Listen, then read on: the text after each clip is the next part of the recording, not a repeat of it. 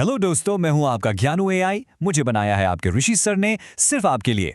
आज हम शुरू करेंगे इंग्लिश बुक कवेरी का चैप्टर 2, जिसका नाम है द पॉट मेकर। तो चलिए इस पूरी कहानी को ना हम 5 हिस्सों में तोड़कर समझते हैं। हम सेंटिला के सपनों से शुरू करेंगे, फिर उसकी माँ की प्रैक्टिकल परेशानियों को देखेंगे, उसके स्ट्रगल को फील करेंगे और देखेंगे कि कैसे एक मेंटोर उसकी जिंदगी बदल देता है। और हाँ, आखिर में इस कहानी से सीखने वाली सबसे इंपॉर्टेंट बात भी डिस्कस करेंगे। तो सबसे पहले एक सवाल आपके लिए।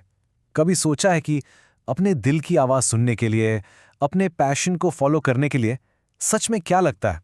जब सारी दुनिया आपके खिलाफ हो, तब कैसे अपने सपने को जिंदा रखा जाता है? यही सवाल इस पूरी स्टोरी की जान है। तो आइए मिलते हैं हमारी स्टोरी की मेन कैरेक्टर से, सेंटिला। एक आम सी लड़की, लेकिन उसके दिल में एक बहुत ही खास और खुफिया सपना था। वो सपना था पॉट मेकिंग का, यानी मिट्टी को खूबसूरत बर्तनों में बदलने की कला का। आप इमेजिन कीजिए, सेंटिला चुपके से घंटों तक पॉटर्स को देखती रहती थी। वो इस बात से बिल्कुल हैरान थी कि कैसे मिट्टी का एक शेपलेस सा टुकड़ा एक कलाकार के हाथों में आकर एक सुंदर पॉट बन जाता है। और वो जो स्पैचुला से मिट्टी पर टप टप की आवाज आती थी ना, वो उसके लिए किसी म्यूजिक से कम नहीं थी। लेकिन एक मिनट, अगर उसे पॉट मेकिंग इतनी पसंद थी तो उसने ये बात सबसे छुपाई क्यों? इसकी वजह थी उसकी माँ एरेला, जिनके लिए सेंटिला का ये जुनून एक फजूल का शौक था। उनकी चिंताएं बिल्कुल प्रैक्टिकल थीं। यहां स्क्रीन पर आप देख सकते हैं कि दोनों कामों में जमीन आसमान का फर्क था। एरेला के हिसाब से पॉट मेकिंग एक बहुत थकाने वाला गंदा काम था। सोचो, 16 किलोमीटर दूर से मिट्टी लाना, इतनी मेहनत करना, और बदले में क्या मिलता था? बहुत कम पैसा। वहीं दूसरी तरफ वीविंग यानी कपड़ा बुनना घर के अंदर साफ सुथरा काम था, और उसमें प्रॉफिट भी हैंडसम था। और हाँ, ये वर्ड पिटेंस बहुत ज़रूरी है। इसका सीधा सा मतलब है इतनी कम कमाई कि मेहनत पूरी बेकार लगे। यही वजह थी कि एरेला को लगता था कि सेंटिला अपना टाइम बर्बाद कर रही है। माँ की इतनी नफरत के बाद भी सेंटिला ने हार नहीं मानी।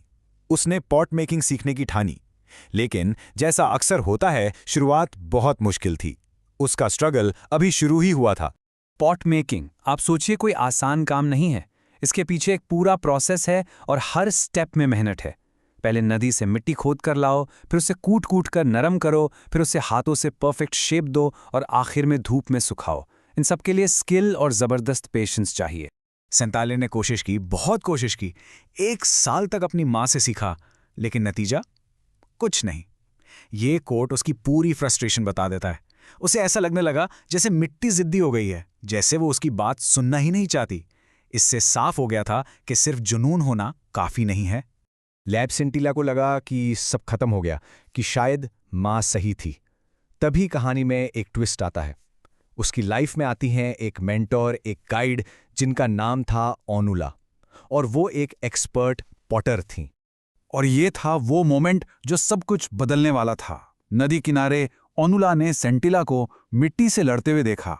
हाँ, सेंटिला का काम अनारी जैसा था, क्लमजी था, पर ओनुला ने उसकी आंखों में वो आग, वो डिटर्मिनेशन देख ली थी। और तब ओनुला ने वो कहा जो सेंटिला कब से सुनना चाहती थी। चिंता मत करो, मैं तुम्हें एक परफेक्ट पॉट बनाना सिखाऊंगी। ये सिर्फ शब्द नहीं थे, ये एक उम्मीद थी, एक प्रॉमिस था कि उसका सपना अब अकेला नहीं है। और बस फिर क्या था, सही गाइडेंस मिलते ही सेंटिला के हाथों में जैसे जादू आ गया। वही मिट्टी जो कल तक उसकी बात नहीं मान रही थी, अब उसके इशारों पर नाचने लगी। उसकी स्किल इतनी तेजी से बढ़ी कि जल्दी ही वो अपनी माँ जितनी स्पीड से पॉट बनाने लगी। सही टीचर ने सालों की फ्रस्ट्रेशन को कुछ ही दिनों में मास्टरी में बदल दिया। तो इस पूरी कहानी का निचोड़ क्या है? इससे हम अपनी लाइफ में क्या सीख सकते हैं? चलिए इसके मेन पॉइंट्स यानी की टेकअवेज देखते हैं। सबसे पहली चीज तो है परसिवरेंस, मतलब हार न मानने का जज्बा।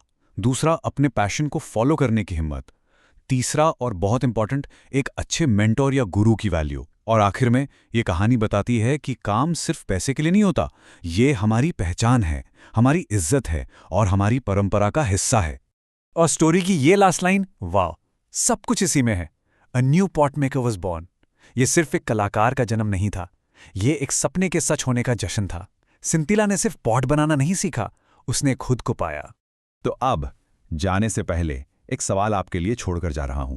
सेंटिला की स्टोरी सुनने के बाद आपको क्या लगता है, सक्सेस पाने के लिए ज्यादा जरूरी क्या है? आपका नेचुरल पैशन और जुनून, या फिर एक एक्सपर्ट का प्रैक्टिकल गाइडेंस?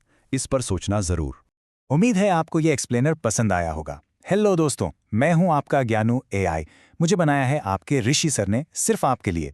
बेहतरीन नोट्स के लिए मुझे व्हाट्सएप करें 9251477188 और यूट्यूब पर सर्च करें ज्ञानू बाय ऋषि सर।